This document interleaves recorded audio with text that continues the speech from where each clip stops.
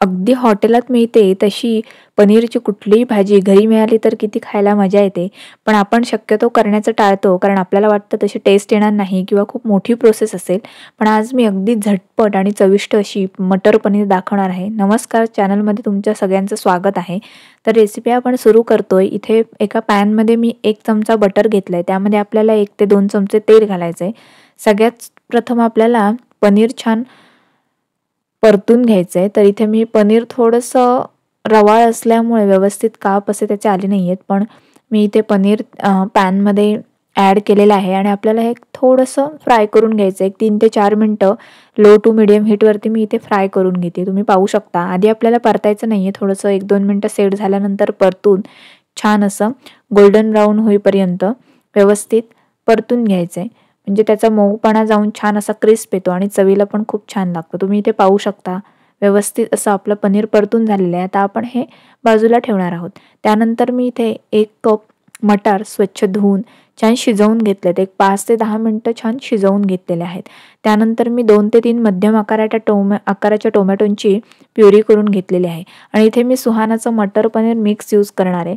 तर याने टेस्टही खूप छान येते आणि अगदी झटपट बनतं. तुम्ही नक्की ट्राय करा या पद्धतीने आणि एक 4 ते 5 जणांसाठी आरामात ही भाजी पुरते आणि खूप चविष्ट अशी भाजी होते. तर हे प्रेमिक्स जे आहे ते मी एका भांड्यामध्ये काढून घेतलेलं आहे आणि त्यामध्ये आपल्याला 100 ml म्हणजे जवळजवळ अर्धा ते पाऊण कप पाणी घालून छान अशी पेस्ट करून घ्यायची आहे. तुम्ही पाहू शकता व्यवस्थित पाणी घालून मी अशी पेस्ट तयार करून घेते. तर या प्रेमिक्समुळे दाटसरपणाही खूप छान येतो भाजीला. त्यानंतर भाजीची टेस्ट अप्रतिम लागते आणि झटपट होते ही रेसिपी. अगदी रेस्टॉरंट स्टाईल मटर पनीर आपलं तयार होतं. दुसरी पद्धतसुद्धा यापुढे मी दाखवणार आहे. तर त्यानंतर पेस्ट आपण करून घेतली. त्यानंतर मी इथे पुन्हा कढईमध्ये 2 चमचे तेल घातले. 1 चमचा आपल्याला बटर घालायचं आहे. ऐच्छिक आहे, तुम्हाला बटर आवडत नसेल तर स्किप करू शकता तुम्ही.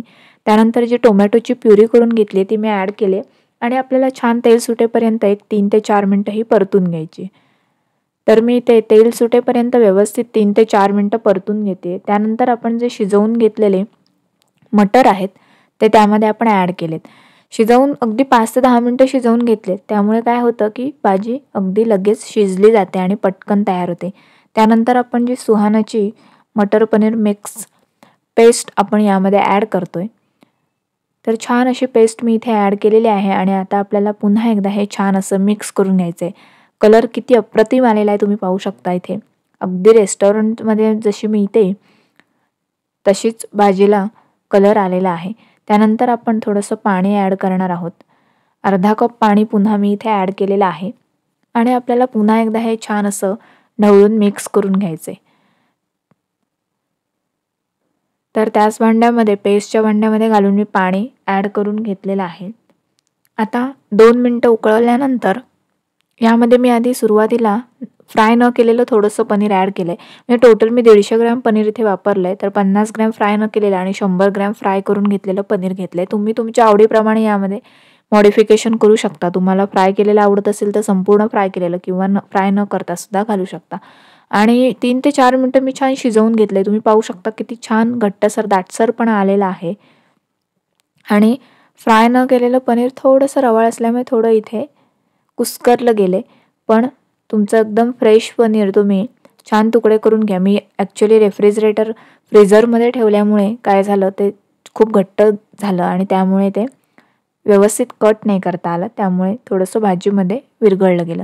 त्यानंतर छान बारीक चिरलेली कोथिंबीर घातली आणि अगदी 5 ते 7 मिनटं शिजवल्यानंतर आपली मटर पनीर रेस्टॉरंट स्टाईल मटर पनीर भाजी तयार आहे.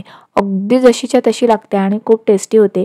झटपट होते. फार आपल्याला काही तयारी करायला लागत नाही आणि टेस्ट उत्तमच लागते आणि रेसिपी पण क्विक आहे. तर तुम्ही नक्की ट्राय करा आणि सुहाना प्रेमिक्सची टेस्टसुद्धा खूप छान आहे. आणि तुमची भाजी कशी झाली आहे मला कमेंटमध्ये नक्की सांगा. तसेच तुम्हाला कुठल्या नवनवीन रेसिपीज पाहायला आवडतील ते सुद्धा सांगायला विसरू नका. तसंच तुमचे काही सजेशन्स असतील किंवा काही रेसिपीज असतील तर मला नक्की सांगा. आणि अशाच नवनवीन रेसिपीजसाठी आपल्या चॅनलला सबस्क्राईब करा आणि बेल आयकॉन पण क्लिक करा जेणेकरून तुम्हाला नवीन रेसिपी अपलोड झाली की लगेच नोटिफिकेशन मिळेल. थँक्यू. बाय.